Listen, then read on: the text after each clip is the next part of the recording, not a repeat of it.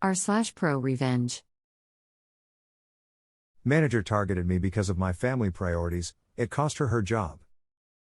I have worked at a certain home improvement store for close to a decade now, about 8 years roughly. The first 7 was in NC, before I moved up further north to be with my best friend and her husband, who I learned was pregnant with my first godchild. As such, I transferred up to a store in the area, and put my nose to the grindstone. I worked garden before, and did that for some months, before I started to be moved from department to department, as this store was low on staff. However, this was not full-time. My old HR had dropped the ball, and this store believed I wanted part-time. Having already moved, I grabbed a part-time overnight job at a gym to make ends meet, and continued to work, all the while asking repeatedly for full-time at the main job, and never getting a definitive word back or change. Several months into this, my goddaughter was born. As I lived with my friends during this time, and during the time of COVID, I spent quite a lot of time helping to raise her, and we became close. I would take time off, that I was allotted, to help look after her, and there was little problem. Half a year into this change, and I had made a good name for myself. I did not have a good deal of friends per se, but I was respected for my work ethic, and willingness to help out anyone, in any department, that asked me. Enter a new assistant manager. The ASM was abrasive to staff, and used to getting her way. The first I heard of her was when she outright fired a girl working the front desk because of a Playboy tag on a jacket. Myself and several other employees organized a walkout in protest of this, and succeeded in getting the store manager to reverse the decision made by the ASM. This was not our first walkout, having done this in the past when another ASM, the current's predecessor, made sexist comments about a cashier. Soon after this, I was given full time by the ops manager, working in receiving for a cantankerous supervisor. We often did not get along, especially as my godchild got older, and I took on babysitting duties while her parents worked and slept. It was not something I minded, as I adored the child. I often talked about her with my coworkers, and loved to show pictures and stories. However, this was not something shared by my higher-ups. My supervisor was upset that I could not work overtime to help him, as we were the only two in receiving for the store, because of either my second job, or babysitting. And soon after the second walkout, I was made aware of a rumor circulating around the store that the child was in fact my own daughter, that I had fathered outside of my friend's husband's knowledge. The source of the rumor was unknown, but my ASM had made disparaging remarks to me in the past about men taking care of children, so I had my theories. My holiday plans, asked off in advance as soon as our electronic system allowed, were cancelled without explanation, both Thanksgiving and Christmas. I had never missed a major holiday since I moved north, and I had asked the same days off the year prior, and had gotten them off, before the ASM arrived, strike one. And soon after this, my supervisor, whom I work closely with every day, had a positive COVID test, forcing me, per company rules, to self-isolate until I could get a positive or negative test myself. During this week, as it took a full week to find a place with enough room to give tests thanks to Omicron, I was harassed repeatedly by text and phone call by both management and my supervisor to track down an at-home test and get back to work ASAP. All the while, I had to inform everyone I was in contact with, including my friends, family, and roommates, that I had been exposed, risking their own holiday trips and plans, strike two. Thankfully, my test was negative. A week after this, the Northeast gets slammed by a snow and ice storm. I drive a four-wheeled vehicle, and so made it in, but near the end of my shift, I was made aware that my friend's husband had been injured and stranded in a car accident on the ice, and so left to get them home and their car to a service station. To add to it all, they have lost power in their home, with an infant, leaving me with the only person they could turn to with a vehicle and power. I will admit, I had few sick hours left, but informed work that I would be out on a family emergency. For that week, I called out each day with ongoing family emergency, with snow and ice still coating the streets, and power still down throughout our city. And every day, I was hounded by calls from management, demanding I return to work regardless. This would have not only risked my own safety, but would have stranded my family at my apartment, with no way to get supplies or get home once the power returned. Strike 3. I was done. Early in the morning that following Sunday, I walked into work and placed my resignation letter on HR's desk, that is important ladder. I had tendered it to be immediate, as I live in an at-will state. Was it petty? Yes, I will freely admit that.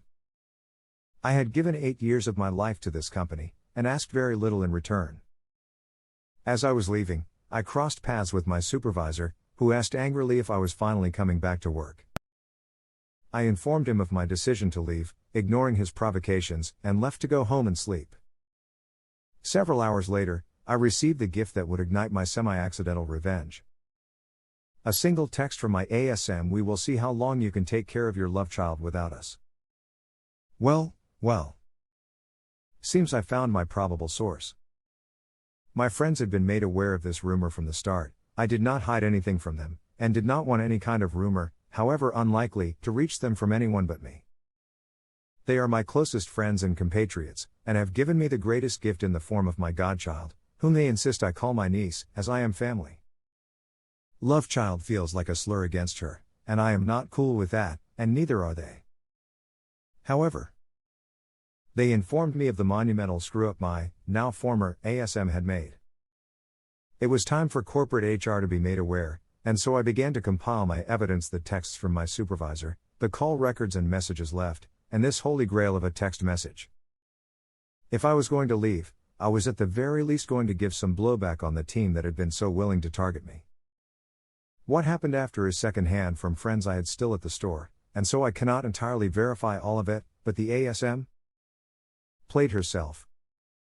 The following day, a meeting of management and supervisors was convened, where the ASM made it known that I had been fired, not self-terminated, for job abandonment and immorality. And unless I am grossly misinformed about the nature of American retail work, immorality is not a fireable event. To my supervisor's credit, he defended me to the ASM and was fired on the spot. The store's HR rep, having earlier gotten my printed termination letter on his desk, made it known that I had indeed not been fired, but left on my own. And the ASM attempted to fire him as well, in front of the staff. And from there, it spiraled. According to my source, entire departments began to walk out or outright quit, having had their own problems with the ASM. Appliances quit to a man. Garden left with their manager to work at a competitor's, as he had been working on this well before my saga began.